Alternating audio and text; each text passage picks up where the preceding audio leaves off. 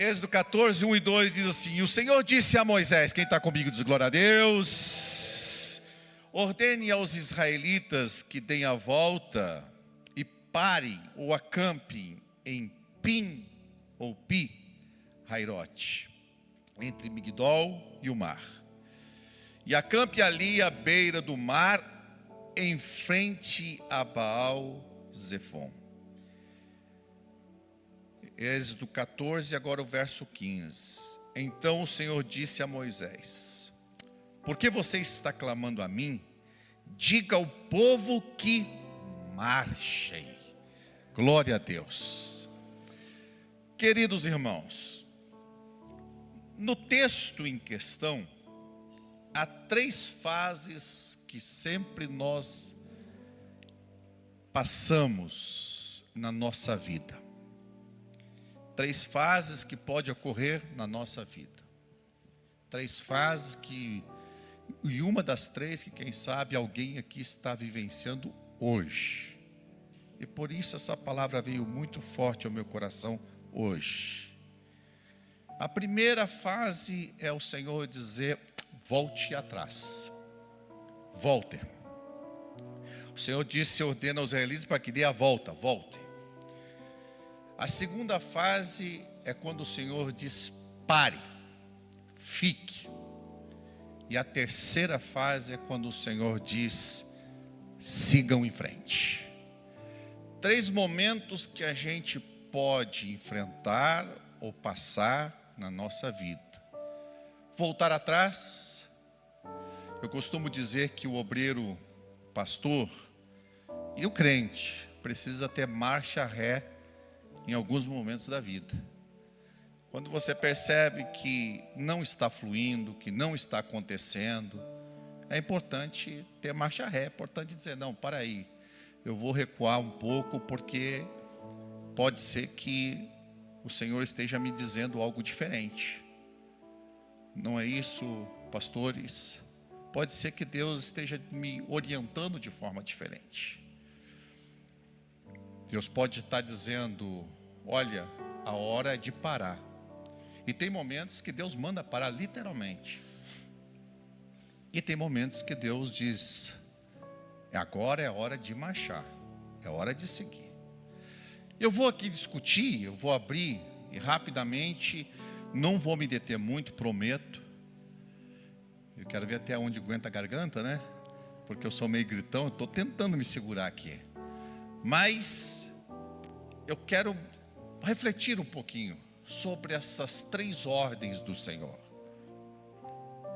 O Senhor mandou o povo de Israel quando saía do Egito, e eles estavam no momento em que fugia do exército egípcio, perto, junto ao Mar Vermelho. E num momento estratégico, Deus disse para Moisés: Moisés, não é o lugar de ficar, volte. Aí Deus diz para Moisés: Moisés, é aqui que você deve acampar. Já vou falar um pouquinho sobre isso. E num outro momento, Deus diz para Moisés: Moisés, agora é a hora de seguir em frente. Quem está comigo diz amém.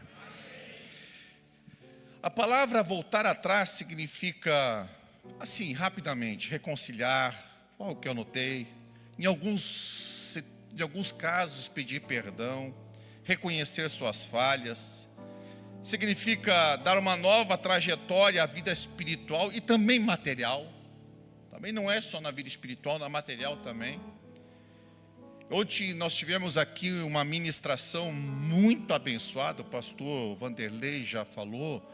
Eu só lamento assim que eu foquei essa reunião para lideranças do discipulado e evangelismo.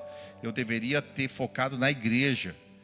Pastor Kleberson Bandeira esteve ministrando aqui ontem. E hoje o pastor Kleberson, no estado de Santa Catarina, ele lá do Belém do Pará, e ele é uma referência na área do evangelismo. Para mim, eu nunca vi uma pessoa igual.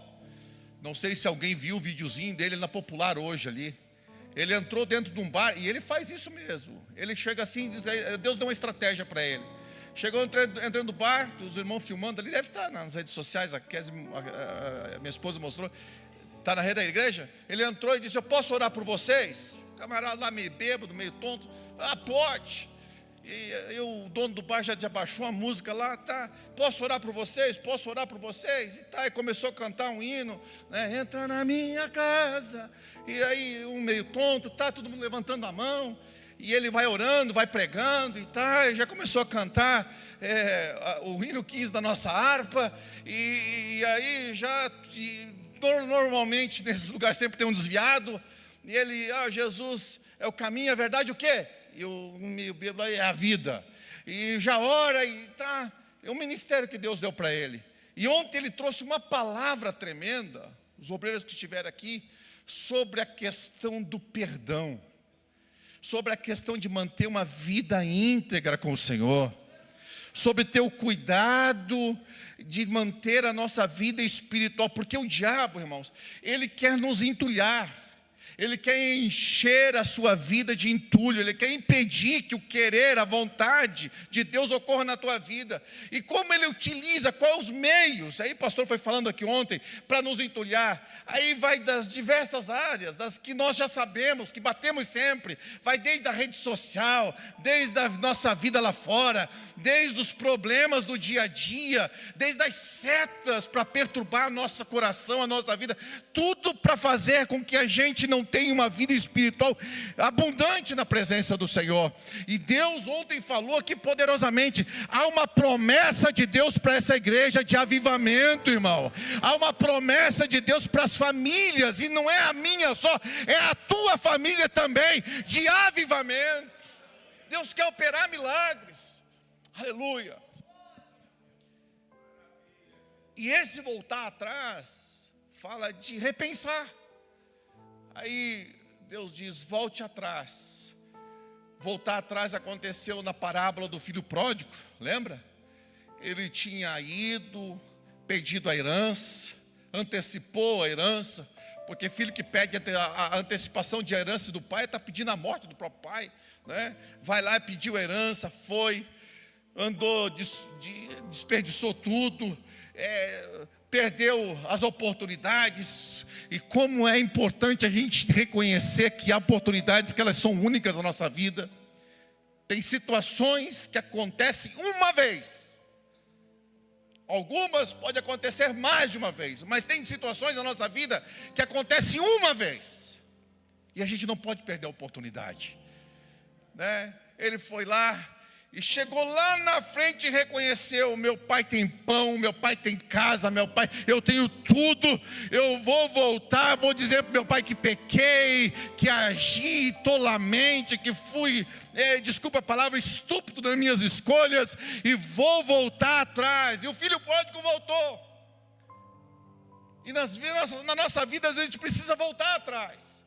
Parar de insistir em alguns assuntos, dizer: não, eu estou certo, o caminho que eu escolhi é meu, eu dou uma boiada, eu dou um boi para não entrar numa bica, mas dou uma boiada para não sair. Eu vi alguém falar isso essa semana e disse: não fala isso, meu amigo. Que é tipo palavras assim que o diabo se alimenta. Epa, o teu coração é esse, então eu vou fazer isso contigo. Aí eu dou um boi para não entrar na briga, mas eu dou uma boiada para não sair. Mas não é assim. Na vida espiritual, às vezes a gente tem que recuar para ganhar. Quem está entendendo Deus aqui? Recuar para ganhar. Aleluia, Senhor. Ele pegou e reconheceu, voltou atrás. Há uma palavra, há um texto bíblico que eu preguei já algumas vezes aqui, e que veio ao meu coração nessa tarde também, sobre Elimeleque, Noemi e os seus filhos Malom e Quilion, que estavam passando uma situação, uma crise, lá em Belém, na casa do pão. Vamos para a terra dos Moabitas, hoje é a Jordânia, aquela região da Jordânia ali. Vamos para lá, coisa está boa lá. Quem sabe, Elimeleque estava fazendo a escolha certa, proteger a sua família. Mas o texto bíblico e a história lá na frente nos mostra que não foi a melhor escolha. Não se sabe como. Eu já procurei querer saber o porquê que ele morreu. Se foi um acidente, se foi uma doença, se foi... eu não sei. Mas aconteceu que morreu Elimeleque. Ficou Noemi e os filhos. As casaram. Aí entrou as noras. Mas enfim, morreram os filhos. Ficou ela com as noras. Lá na frente, vem a notícia. A coisa em Belém mudou. Porque, irmão, Deus nunca vai abandonar o seu povo. Diga para a pessoa que está ao teu lado aí, faz a questão de dizer: Deus nunca vai abandonar seus filhos. Deus nunca vai abandonar o seu povo. Podemos passar algumas fases de crises. Nós somos sujeitos, essa vida é assim.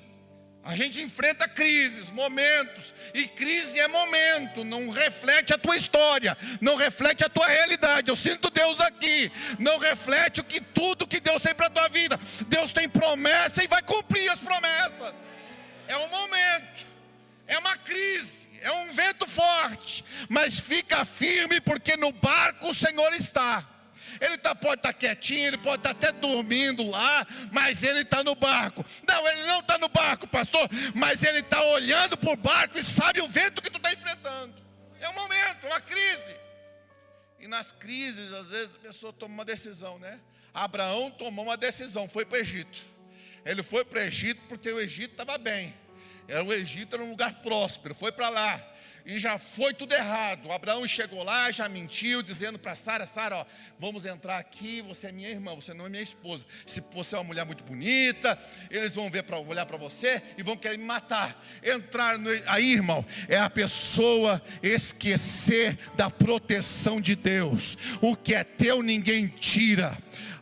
Tem gente pegando. O que é teu ninguém tira. Se você está fazendo o certo, sendo fiel a Deus, debaixo da promessa do Senhor, ninguém vai tocar no que é teu. Aí o Abraão mentiu, ele mentiu. Olha, foi Abraão, foi lá e mentiu. Não, mas ela não é minha esposa, não, é minha irmã.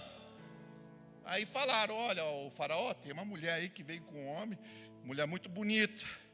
O faraó disse: não, chama, traz aqui, vamos preparar, vou casar com ela, vai ser... O Abraão não teve a coragem de dizer: olha, eu menti, não recuou. E aí uma mentira foi puxando outra, só sentindo Deus. Uma mentira foi puxando outra, até que um momento houve uma intervenção de Deus. Se Deus não intervisse em alguns momentos da nossa vida, o que seria de nós? O Senhor interviu. Foi falado onde aqui? Quando Pedro tirou a espada para cortar o pescoço do soldado Malco, né? E a verdade, o pastor fez aqui uma comparação que é lógico, né?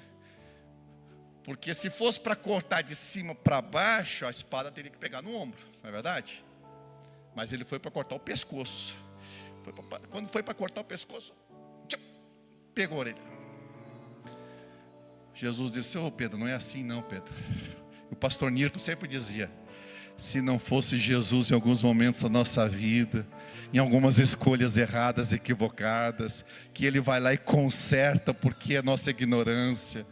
Foi lá e pegou e disse: Pedro, não é assim, não é por espada, não é por força. Pedro, tu vai aprender, Pedro. Meu irmão, às vezes a gente precisa dar uma recuada, entender que é Deus. A Noemi viu que não estava nada bem, recuou. Envergonhada, mas recuou. Chegando, dizendo para todo mundo: não me chame de Noemi, me chame de Mara, eu sou amargurada. Mas recuou. Ela poderia ter dito assim: eu vou morrer aqui na terra dos Moabitas, não vou voltar. Mas ela recuou. Ela voltou atrás. Ela disse: não, eu vou voltar atrás. Eu sinto Deus aqui. Eu vou voltar atrás, eu vou repensar essa história, vou ter que enfrentar a minha família, eu vou ter que olhar no olho das pessoas e dizer: eu saí daqui bem, saí com o marido, com filhos, e estou voltando sem nada. Recuar. Às vezes o Senhor diz: recua. O Senhor chegou para a igreja em Éfeso: arrepende-te, volte ao primeiro amor. Volta, recua, repense, não insista. Eu escuto o Espírito Santo dizendo: não insista nesse caminho, Não insista nesse assunto. Não insista nisso. Às vezes a gente vai viajar e eu olhei para uma placa essa semana, me veio isso à mente, por isso que eu estou falando. Eu olhei e disse assim: na dúvida, meu irmão, não ultrapasse. As pessoas ficam insistindo. Está na contramão da história, da vida. Todo mundo dando sinal de luz, dizendo: ei, está na contramão. E o camarada insistindo, dizendo: não, quem está certo sou eu. Está certo sou eu. Igual aquela história de um desfile de 7 de setembro, eu já contei isso aqui. Todo mundo marchando, né? Na cadência do boom, bem certinho. E tinha um soldado marchando na cadência errada. Quando batia o bumbo, ele dava com a esquerda, né? Não dava com a direita. Aí a mãe disse assim: olha só, meu filho, ó, porque tem mãe que é assim, né? O filho está atravessado e ele está dizendo que está certo. Todo mundo está errado. Ó, meu filho lá certinho, está todo mundo errado. Tem gente que é assim, ele acha que está certo, que ele está na razão, que ele entrou pelo caminho. Eu estou falando e vejo Deus falando aqui nessa noite. E eu estou certo, meu irmão. Deus está dizendo: recue, recue, porque eu tenho coisa melhor para a tua vida. Eu tenho proteção para ti, eu estou te salvaguardando, eu estou te protegendo. Tenho coisa melhor lá na frente, aleluia. Mas vamos lá. Mas recuar também tem que estar debaixo da direção de Deus. Eu dou uma advertência aqui, né? Porque as pessoas às vezes querem recuar, mas recuar sem a direção de Deus é prejuízo, viu, irmão? Diga a pessoa que está do outro lado aí: recuar sem a direção de Deus dá prejuízo. Me ajuda aí que enquanto eu bebo uma água.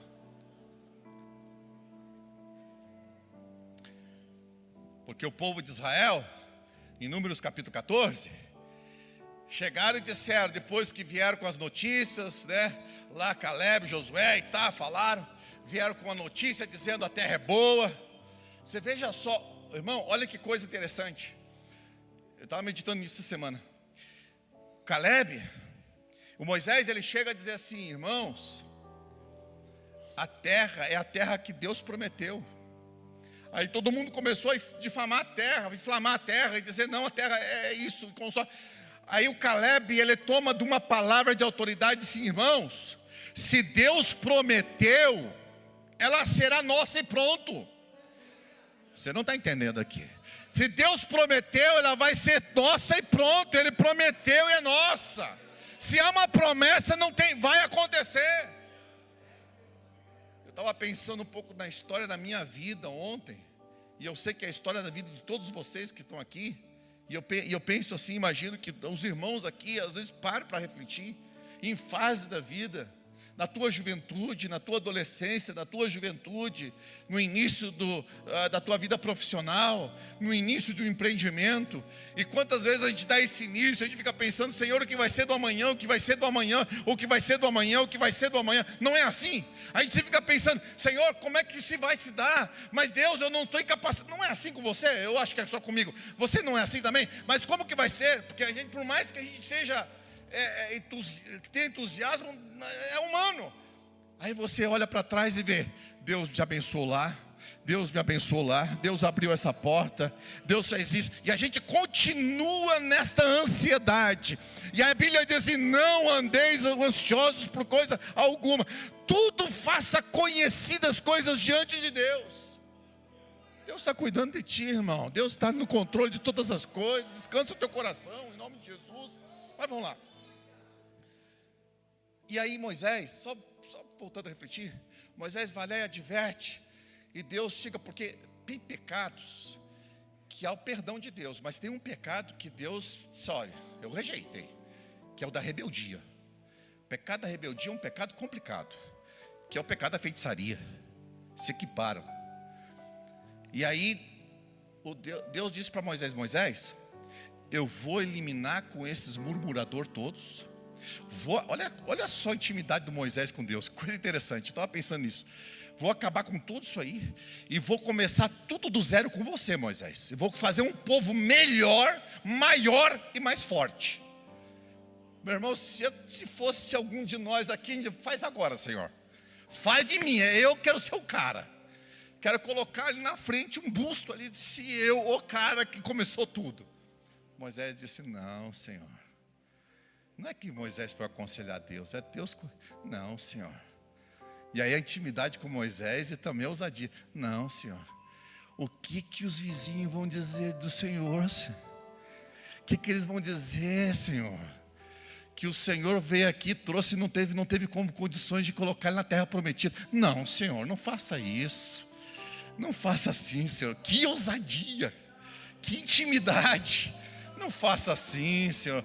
Aí Deus diz assim: por causa da tua palavra, Moisés, eu não vou fazer o que eu estava para fazer. Olha o poder da intercessão de alguém, irmão. Você acha que a tua oração são palavras jogadas ao ar? A tua intercessão pode mudar o rumo da essência de Deus. Ser grato por tudo, pela vida. Ah, mas eu estou passando uma dorzinha. Mas tu está vivo. Ah, mas eu estou passando uma luz. Mas Deus está te abençoando. Eu estou passando por uma crise. Não reflete a tua história nem a tua vida. É só uma crise. É só um momento. E acaba.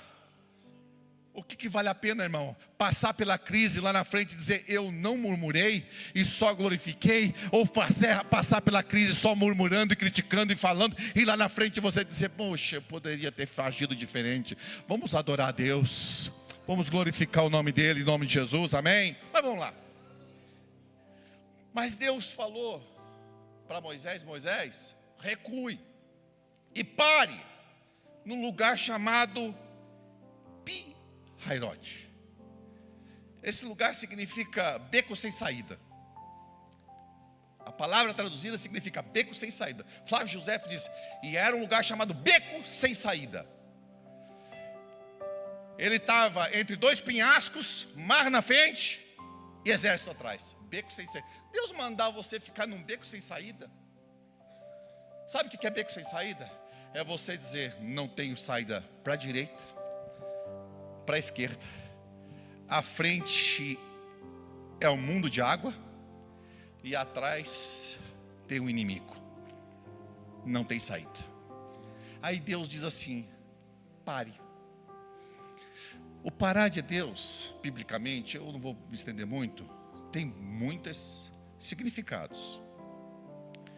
Abra lá a tua Bíblia em Marcos, só para me fazer referência desse texto. Marcos capítulo número 6. Quem está entendendo? Quem está recebendo? Receba em nome de Jesus, irmão. Eu faço referência desse texto, Marcos capítulo 6, 31 ao 33, mas eu vou ler o primeiro, 31, diz assim: Jesus lhe disse: vamos sozinhos até um lugar tranquilo para descansar um pouco, pois tanta gente ia e vinha e eles não tinham tempo nem para comer. Então saíram do barco para um lugar isolado, a fim de ficarem a sós. Jesus descansou. Jesus descansou. Jesus descansou. Alguém me disse assim: sono é um desperdício de tempo. O sono é necessário. O descanso é necessário. Às vezes se afastar é necessário. Às vezes Deus te coloca num beco sem saída, é para você descansar. Ah, mas eu não abro essa porta, eu quero que abra aquela porta, e fica olhando para a porta. Uma vez Deus falou assim, Deus falou comigo, eu dizendo: Senhor, eu sou muito agitado, eu muito decidido e querendo fazer isso. E Deus disse assim: não, aproveita esse momento da tua vida e descanse, porque quando eu começar a abrir as portas para você, você não vai ter tempo para descansar. Às vezes Deus diz: para, mas tá, Senhor, eu não estou vendo porta na frente, não se abre a porta nenhuma, e eu quero, descansa em nome de Jesus. Aprenda a desfrutar do tempo que Deus está te dando. Agora não é deitar em berço esplêndido, né, irmão? Vamos ser sinceros, né? Tem gente que começou a descansar faz 30 anos e até agora não saiu do descanso, né? Vamos ser sinceros, né? Eu digo às vezes para as moças: ó, vai namorar, vai pensar em casar, pega lá a carteira de trabalho do rapaz, né? Vê quantos carimbos tem lá. Se tem muito carimbo é porque não para em lugar nenhum, né? Que pedra que muito rola não cria limo. Não é verdade, irmão? Estou falando alguma coisa errada aqui? Está doendo? Não está, né? Jesus. Mas tem que aprender a descansar em Deus. Deus às vezes nos coloca numa situação que a gente tem que aprender que é a vontade dEle, é o querer dEle. Não é ficar batendo tudo que é porta, insistindo e abrindo porta e vai empurrando e vai passando por cima das pessoas. Não, espera em Deus. Deus está no controle do assunto. Se Ele mandou, as coisas vão acontecer na sua vida, né? E sobretudo esperar o agir de Deus. Tem batalha que a gente vence pelo nosso esforço, pela nossa dedicação também. Acordar cedo, correr atrás, ir, batalhar, bater em porta, vai lá. Não é, pastor Alceu, se não plantar não vai ter o que comer também, né? A semente não vai entrar na terra, ela não vai se autoadubar, ela precisa. Isso é natural, a gente tem que trabalhar. Mas tem momentos que Deus chega, como falou para Josafá, essa batalha não vai ser vencida por espada. Essa batalha vai ser vencida diferente, Josafá.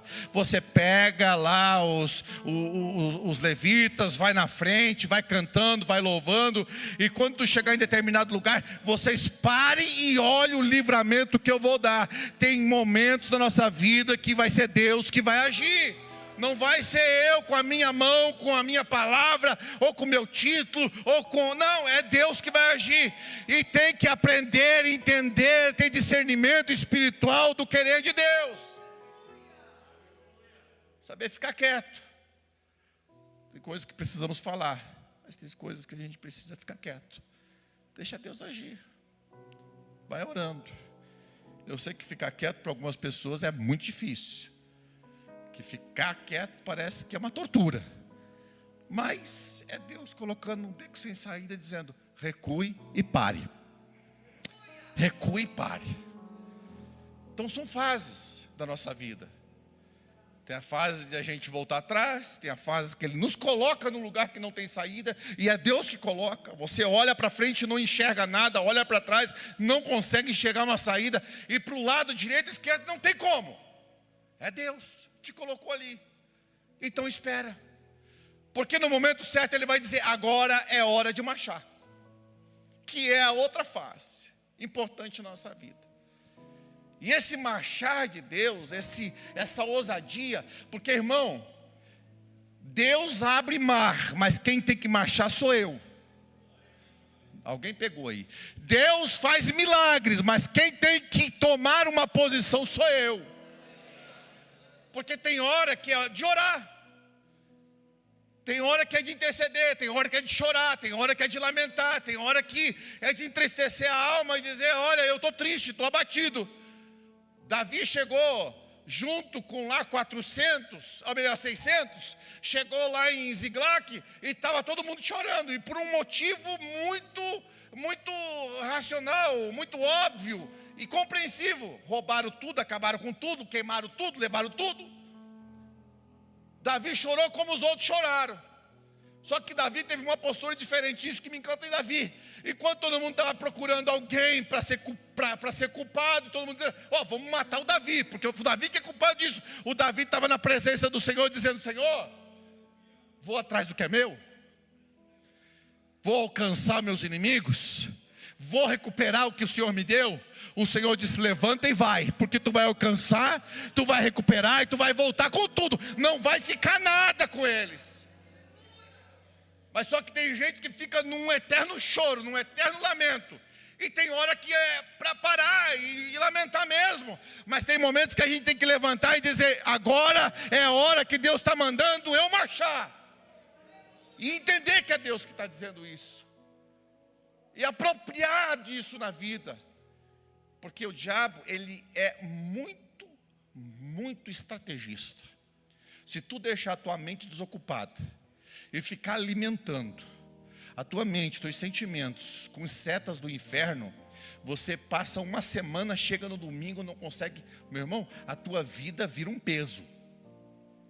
Mas se você tiver o entendimento, a compreensão, o discernimento espiritual de que o que nós enfrentamos diariamente é uma batalha espiritual.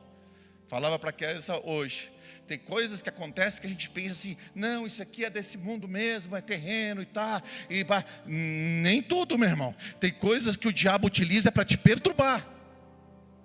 Ele não pode tocar na tua saúde, ele não pode tocar na tua casa, ele não pode tocar na tua família. Aí ele usa um terceiro para mexer com as tuas emoções e fazer você perder o equilíbrio. Tudo com o objetivo para fazer de você um crente fracassado. E não é isso que Deus tem para mim, meu irmão. O que Deus tem para mim é vitória. O que Deus tem para ti é vitória. É uma vida de vitória. É uma vida de conquista. Para você eu digo em nome de Jesus, Deus tem separado para ti um caminho de conquista. Aleluia. Aí ele diz, não, você tem que marchar. Porque quem faz milagre é Deus. Quem opera milagre é Deus. Contei ontem um testemunho que me veio à mente ontem. O pastor Kleberson ele é bem diferente, né? Para não dizer, bem diferente. Ele é bem assim, daqueles crentes mesmo assim, bem diferente. E aí ele estava contando testemunho aqui, um dia ele vai vir aqui e vai contar, não vou contar o testemunho dele. E eu lembrei de um testemunho que aconteceu na minha vida. Porque ele estava contando testemunho aqui, um dos testemunhos que ele estava contando foi o tempo da pandemia. Citei o Anderson estava aí, o Anderson sai lá. Citei o Anderson, citei um outro irmão aqui, o Luiz, né?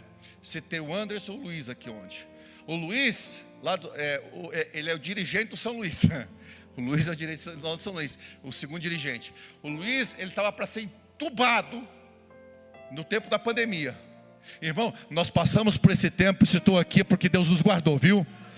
Deus te guardou. Deus te guardou. O Luiz estava lá, e quando os enfermeiros, médicos, disseram, vamos entubar o Luiz. Ele começou a gritar, e ele disse, pastor, eu fiz uma de louco. Eu disse, ninguém coloca isso em mim. Porque ele disse, todo mundo colocaram isso, morreu do meu lado aqui. Eu não vou morrer. Deus tem promessa na minha vida. Eu vou voltar a respirar, meu pulmão vai voltar ao normal. E ele deu uma de louco, assim, disse, não, eu não aceito, e Deus vai operar um milagre na minha vida. E está aqui até hoje. Primeiro culto que ele foi, ele tinha que dar para cada palavra umas 10 respiradas, mas está aí, respirando forte. O Anderson foi a mesma coisa. O Anderson estava lá, queria entubar o Anderson, não vai entubar. E quero meu pastor aqui, né, Anderson? Eu quero meu pastor aqui. E o Anderson queria que eu fosse lá na igreja, lá na UTI. Primeiro não dava, né? Eu lembro que foi o Joca que ligou para mim, pastor, nós temos que fazer alguma coisa pro Anderson. E tá, levaram o celular, embrulharam um monte de papel ali, a gente orou e profetizou e repreendeu a morte. E tá aí hoje, em nome de Jesus, aleluia. Ele estava contando sobre isso, sobre os milagres. E Deus deu uma estratégia para o pastor Kleber. Isso é interessante, que Deus deu uma estratégia, porque ele não podia entrar na UTI. Aí o que Deus deu para ele? Uma estratégia, comprou um megafone. Ele ia lá fora e dizia, ei, você que está aí, que não consegue nem falar, Deus tem vitória para a tua vida. Deus tem um plano na tua vida, tu não vai morrer. E eu vou orar por ti, você que está me ouvindo, receba essa oração. Depois de algum tempo, pessoas começaram a testemunhar que estavam lá no leito da UTI, no período da Covid, e Deus operou um milagre pela oração. Irmão, quem faz milagre é Deus, mas quem tem que dar o passo somos nós. Para de, em nome de Jesus, profetizar fracasso na tua vida. Diga para a pessoa que está ao teu lado, Deus tem o melhor para a tua casa. Onde o pastor Cleber nos ensinou aqui, o reino de Deus venha sobre a tua família, a tua casa, o teu lar. Que haja milagre na tua vida, em nome de Jesus. Eu era obreiro bem novo, lá em Chapecó. E eu fui no hospital regional visitar uma pessoa lá, não lembro quem. Era um dezembro por aí, janeiro, muito quente, calor imenso. E era um sábado, eu lembro que era sábado. E eu estava saindo na porta do hospital regional, uma mulher de meia idade assim chegou e disse assim, tu é pastor, né? Tu é obreiro? Sou obreiro. Você pode orar pelo meu filho? E eu disse, eu posso. Mas quando ela começou a contar a história do filho, eu fiquei assim um pouco preocupado. Ela disse, meu filho, nós somos lá de Faxinal dos Guedes, meio oeste aqui, do interior de Faxinal dos Guedes. Menino de 15 para 16 anos de idade. Reuniu lá com uns amiguinhos, uns namorados e tá. E alguém apareceu com um revólver lá. E eles bebendo, decidiram fazer a tal da roleta russa. E faz, pac, na cabeça de um, pac. Quando coloca na cabeça dele, disparou. Deflagrou, pá. O tiro entrou aqui, saiu desse lado assim. Ela dizendo para mim, pastor, ficou massa cefálica grudada no teto da casa. Saiu daquela região com o filho dentro de um carro apertado, se eu não me engano um Fusca. Levaram o menino até Faxinal dos Guedes, lá no interior, calor. Imagina a cena. Você já parou para imaginar? Sangue, enfim. Chegou lá, constataram que não era gravíssimo. Só tem que levar para o regional. E o menino estava vivo ainda. Que coisa, né? Que coisa. Cheguei lá, na UTI. Menino com a cabeça enorme, inchado, rosto inchado, tudo inchado assim. Nem lembro o nome. Comecei a falar com ele. E aí o Cleves contou o testemunho e eu lembrei disso. Porque eu disse, a senhora está em coma. E eu comecei a orar no ouvido dele. E aí eu fui revestido de uma autoridade de Deus. E eu lembro assim que fui revestido de uma autoridade de Deus. Essa autoridade veio sobre mim. E eu comecei a repreender o espírito da morte. E começou a declarar. Comecei a orar. E comecei a dizer, Senhor, tenha misericórdia desse moço. Faz um milagre na vida dele, Senhor. Opera um milagre na vida dele. E fui orando. Ele sabia que ele estava afastado. E numa altura desse momento da minha oração, eu disse, se você está entendendo de alguma forma, você está me ouvindo. Que você, sei lá, faça alguma coisa. Eu senti que mal os dedos da mão dele, que estava na minha mão assim, apertou um pouquinho. E eu entendi que naquele momento ele se reconciliou com Deus. Aí eu fui para casa, enfim, saí. Depois de, eu não lembro, uns 40 dias ou um mês, 40 dias depois, eu fui no regional para visitar uma outra pessoa. E tive a curiosidade de perguntar desse moço, porque afinal de contas eu não tinha mais visitado ele. E aí eu lá perguntei para a enfermeira do UTI e disse, olha, aquele moço que estava ali, assim, que estava de Faxinal do Guedes, e comecei a falar, disse, surpreendentemente, essa palavra que ela disse, surpreendentemente, ele começou a voltar. Ficou com alguma dificuldade na fala, assim, não estava falando muito bem, imagina, um tiro, então, não estava, mas ele voltou, aquilo que os médicos diziam que era muito difícil acontecer isso, Davi, se acontecesse, ia ficar com uma sequela quase que irrecuperável, mas Deus naquele momento entrou com provisão, meu irmão. Eu estou dizendo aqui nessa noite, receba em nome de Jesus, quem abre mar é o Senhor, quem segura o inimigo é o Senhor. E tem mais uma coisa, há um mar que Deus abre é para você passar, o teu inimigo não passa pelo mesmo lugar, não passa. A porta que Deus abre do livramento é para ti e é para você. Aleluia. Você às vezes pensa assim, aonde eu vou recorrer? Vou ter que abrir mão de alguma coisa e fazer um acordo com o capiroto lá, para mim acertar a minha vida. Eu vou ter que abrir mão da minha fidelidade, para dizer que vai abrir uma porta. Não, irmão, fica parado, porque Deus vai abrir porta aonde você não imagina. Fica esperando a provisão de Deus, fica esperando o socorro de Deus. Eu sinto Deus aqui, fica esperando Deus abrir a porta. Não está conseguindo ver? Mas espera. Não te precipite, não volte atrás. E tu voltar atrás é no sentido de recuar na tua fidelidade, na tua fé. Não, Deus está mandando ficar aí. Fica aí, porque a hora que Ele mandar tu marchar, milagre vai acontecer. A hora que Ele mandar tu marchar, milagre vai acontecer. Aleluia.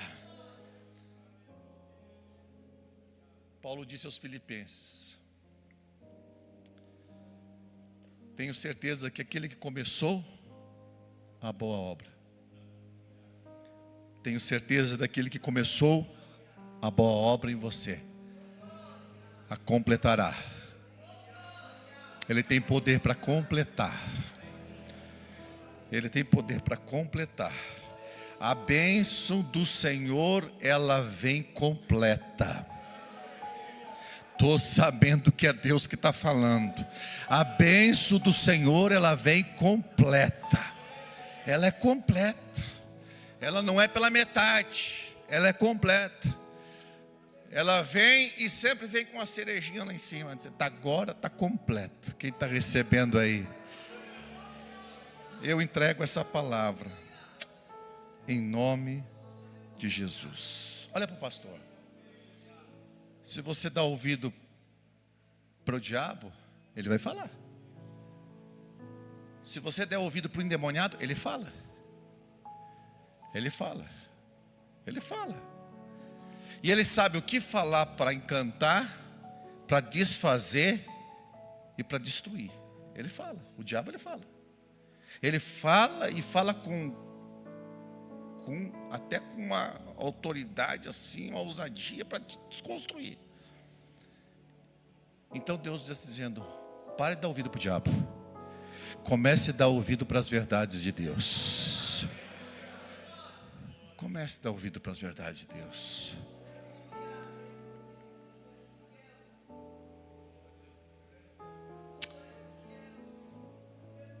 Aleluia. Vamos estar em pé, queridos.